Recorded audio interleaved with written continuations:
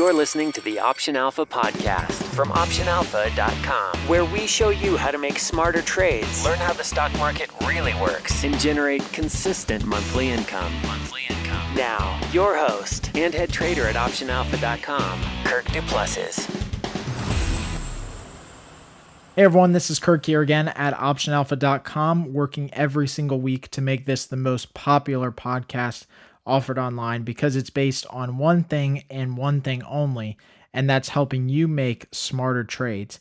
So thanks again for tuning in, and today what we're going to talk about is learning how options work by using some simulated real estate deals. So I've often found in coaching hundreds of people over the last couple of years that using stuff that we're relevant and understand, meaning real estate, something that's tangible that we've all kind of experienced in some way or shape or form, but using real estate as a good segue to learning the basics of how options work. So this is going to be much more of a beginner type podcast. I really want to start out with some really key foundational stuff, and we're going to be getting into a lot of these foundational elements every other week or so just to kind of make sure that everyone is on track with the same thing. So in today's podcast, what we're going to talk about are, again, learning with these real estate deals, but we're going to look at specifically a call option example with a house. So a $100,000 house, and we're going to kind of go through a scenario and a story there to understand how a call option works.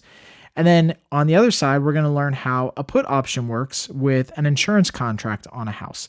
So understanding the opposite side of the call trade and looking at a put option and how that works. And as always, if you guys have any comments or questions, you can just go over to optionalpha.com/show3. Again, that's show 3, the number 3. There'll be all the show notes, comments, some video tutorials in there as well, so you guys can do some further studying. And as always, go ahead and drop by iTunes, leave us a comment, get us started here with this new podcast. So like I said, let's go over first our example with a call option and then using a house or real estate for the purposes of understanding how a call option works. So let's just, again, start with a very simple story here. So you're going out and you are looking at a house in your neighborhood that you're interested in buying, right? So you go down the street and you talk to that lady that owns a house, or husband and wife own the house, whatever the case is.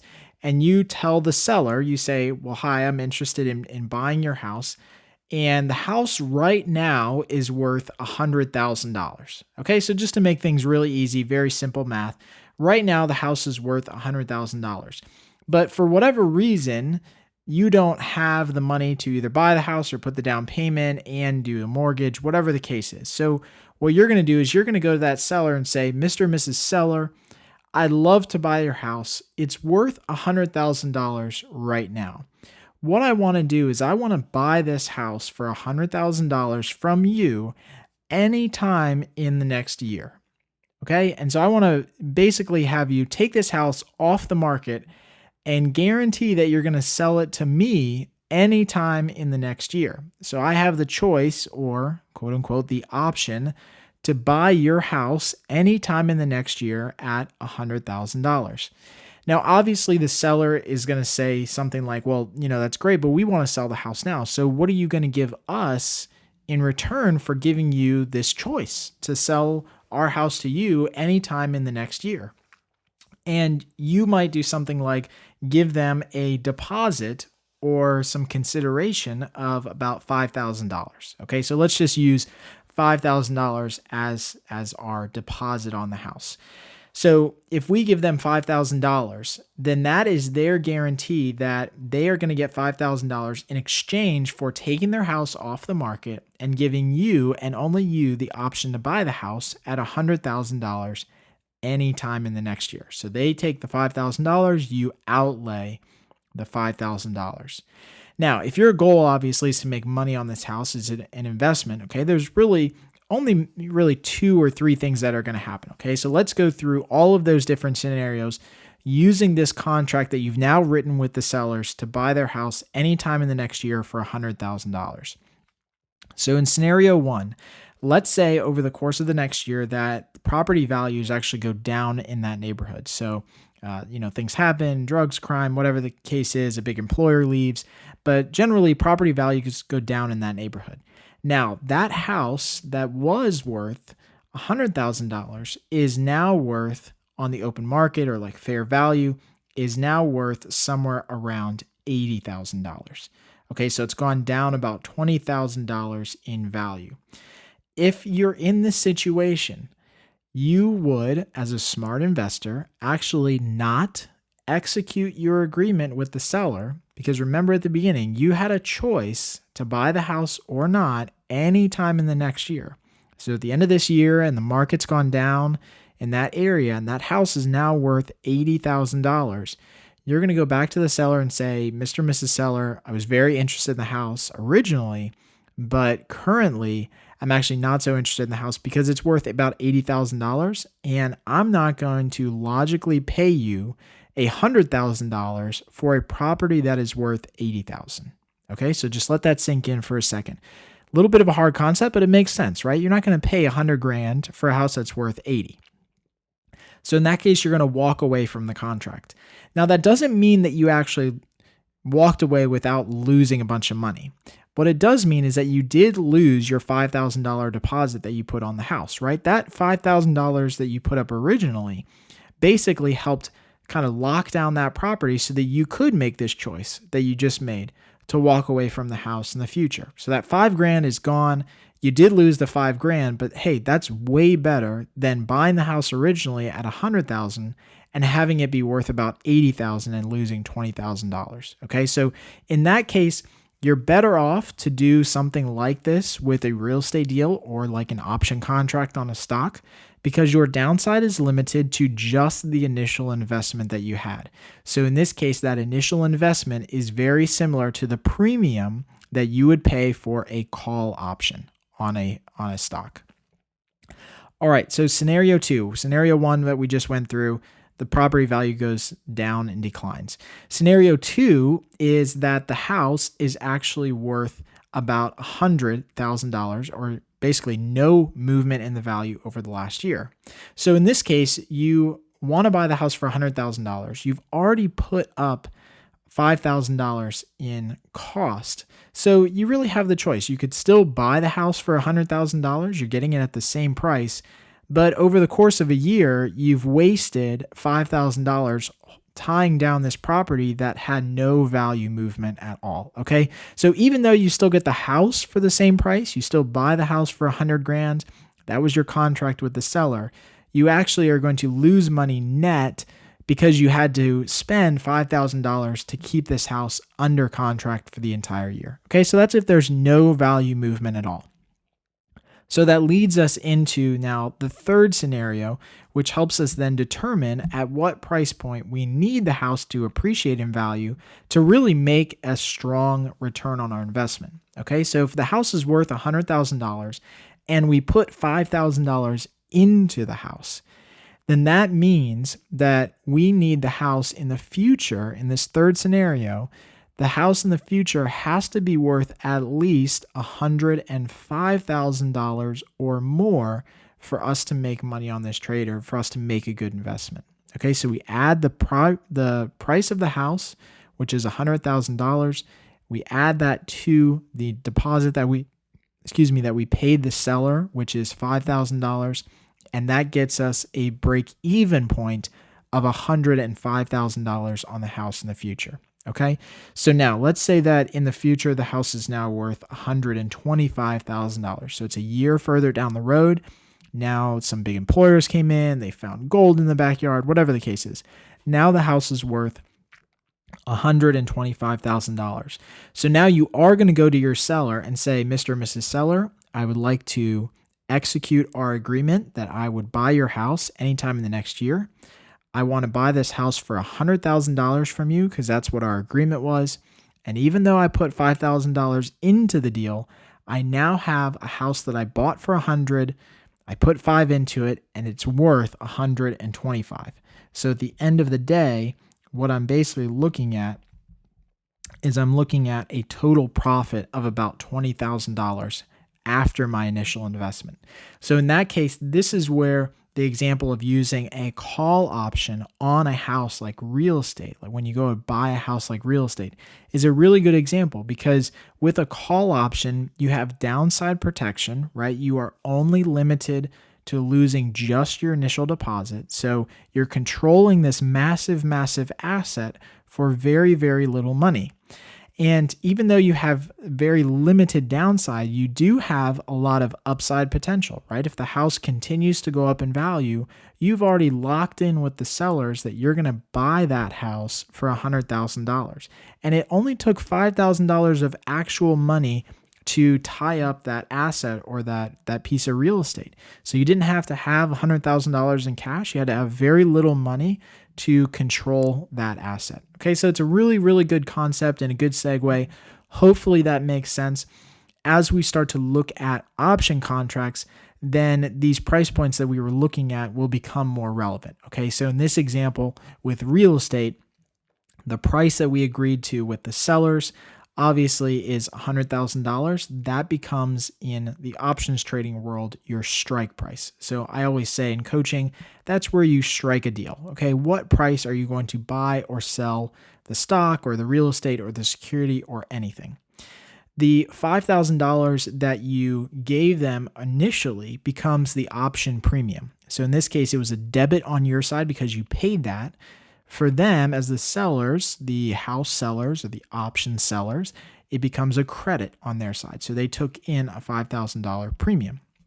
And we already talked about our break even and our max loss and all of that stuff going through the different scenarios. But what we didn't talk about is the timeline. So I originally said initially that I would buy their house anytime in the next year. So that becomes our expiration period for an option contract. Now, most option contracts actually have monthly or weekly expirations. You can go out a year, you can go out 6 months.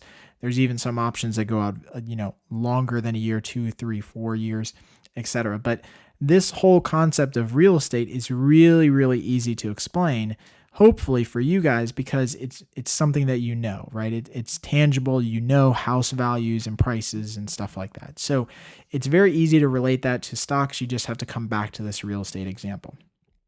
Okay, so let's move on and let's talk about a put option example with an insurance contract on the house that you just bought. Okay, so this can be a little bit different, but I always find that doing insurance contracts is a really, really easy segue for understanding how options work.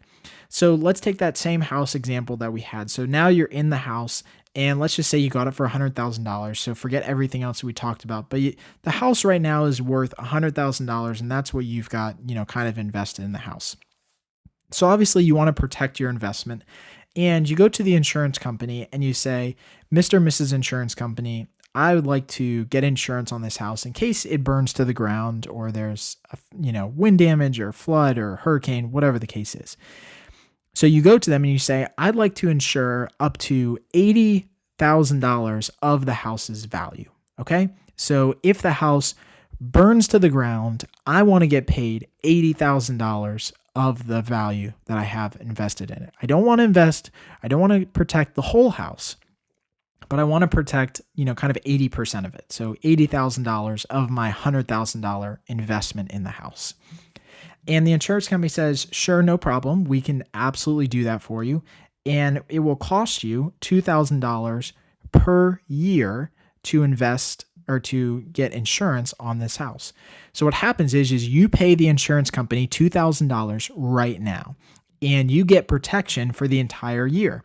So going back to kind of relating this to options, that $2,000 investment that you pay the insurance company is your option premium. It is a debit for you because you paid it, and it is a credit for the insurance company because they are the put option seller in this example. Now, they've said that they will give you protection for an entire year. That becomes your expiration period. So they will give you protection for the entire year. So if the house does burn down, and let's kind of go through some scenarios here. Let's say the house burns down completely to the ground. In that case, you would have paid out $2,000, but you would have made $80,000 because that's what the insurance contract would pay you back on your investment. Okay, so they would give you $80,000 because that's how much they said they would give you if the house burned to the ground. but initially you had to pay out $2,000. So the net amount of money that you would have made should the house burn down is only $78,000. Okay, so we take the $80,000 that they paid you, we subtract out the $2,000 that you paid them originally, and that gets our net profit of $78,000. Okay, so that's the example in case the house completely burns to the ground. Now, in the other example, let's say the whole year goes by and hopefully nothing happens, but nothing happens with the house. There's no wind storms, there's no hurricanes, no tornadoes, house doesn't burn to the ground. And at the end of the year, the house is still sitting there just as it was the year before, worth $100,000. Well, at this point, you have paid the insurance company for coverage for an entire year.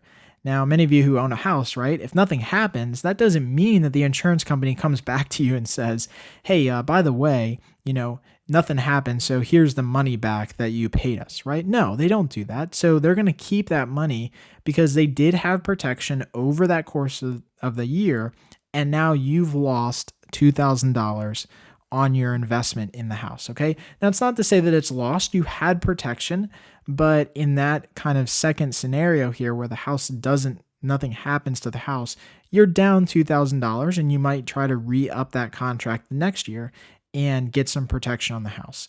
Now, at the end of the day, this is much, much better than if you did nothing, right? And so this is why options are so powerful when it relates to stocks, because if you own that house outright, so going back to the real estate example, if you own that house outright and did not have any insurance on the house and the house burnt to the ground, you'd lose $100,000, okay?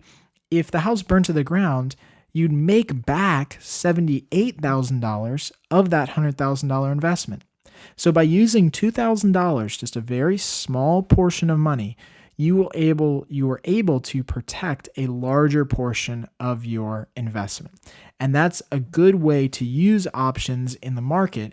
And that's why people have had so much success with them, is because they allow us to use a little bit of money to then control or protect a large asset like stock. Okay. And that's how most option contracts work. So in this example with the insurance is a put option, which is protecting the downside risk of the house going down in value. This would be very similar to buying a put to protect or profit from a stock going down in value. So just like real estate, if the stock goes down in value, you could make money or protect your investment that you have in that stock. So hopefully these were two really, really good examples today, just to build the foundation of understanding how options work and how they relate to real estate. I use real estate a lot in coaching. It's something very familiar to me and to my family and to my wife. So hopefully this really helped kind of lay the foundation for how some of the basic options work with calls and puts with these real estate transactions. Now, the closing bell. Find out which stocks we're looking at right now, trades we're making, and hear our game plan moving forward. All right, so in today's closing bell, what I want to talk about is actually some of the telecom and technology stocks that are moving right now. So at the time that we're doing this podcast, one of the ones that we just got into that's very, very interesting play is actually Verizon, ticker symbol VZ. Now, Verizon actually had great earnings back in late July, early August, kind of rallied right at the at earnings announcement, had a huge pop, but then since has dropped back down. So it kind of popped up to around 53, then in a matter of about 4 or 5 days, dropped all the way down to 49, which is a huge drop for the stock right after earnings. Again, just showing that nobody really knows what's going to happen. Even though a stock has great earnings, it could drop right afterwards, right? But right now, Verizon's kind of formed a really, really solid base and is starting to move higher. We've gotten some good signals from MACD and CCI and stochastics. So what we did on the membership side of our blog is went ahead and bought a call spread in Verizon. So trying to take advantage of that move higher in the stock going forward. Some of the other ones that are some of the big telecom names, AT&T, very, very similar movement, had almost the exact same movement that Verizon did with earnings. I definitely think it's going to be one that should continue to move higher over the course of the next couple weeks. And then some technology stocks. Priceline is one that we're definitely going to be watching. Has had a really, really rough month. We possibly might get into some debit spreads or some calendars, directionally trading Priceline higher, hoping that it might go above 1,200 again as far as price. It's a very big stock. Priceline's a very big stock as far as its cost to get into, but the options are extremely liquid, which makes it a great vehicle to trade going forward. And then some other ones like Twitter. Twitter has been on a really, really good run since May, has continued to move higher and higher. So we're going to get into a couple trades in Twitter. Again, do some maybe calendar spreads or some debit spreads. Because implied volatility is still low, we don't want to get into anything that has to do with selling option premium. We don't want to get into any call spreads or calendars or strangles. And especially we don't want to get into any of those as we have earnings coming up on the horizon. So we do have earnings on the horizon for Twitter and Priceline and some of these other ones. And we'll definitely use those events to make some single earnings trades. But leading into those earnings trades, we can take advantage of the move up in implied volatility by playing some of these debit spreads and calendars. So as always, I hope you guys really enjoyed today's podcast and show. And again, I just want you guys to get one thing out of it that you can apply right now to make you a more smarter, profitable trader and investor. And hopefully that example using real estate really kind of laid the foundation if you're new to options trading. As always, you can find any additional show notes, comments, some videos that we're going to throw up there and that we're going to talk about today, just using some more examples here with understanding how options work by going to optionalpha.com/show3. That's optionalpha.com/show3, just the number 3. It'll take you right there. Until next time, happy trading. Thanks for listening to the Option Alpha podcast. If you liked what you heard, please drop by iTunes and leave a rating or comment. Plus, you can get everything: free email updates for future shows, transcripts, video tutorials, case studies, and more. Just visit our website at optionalpha.com.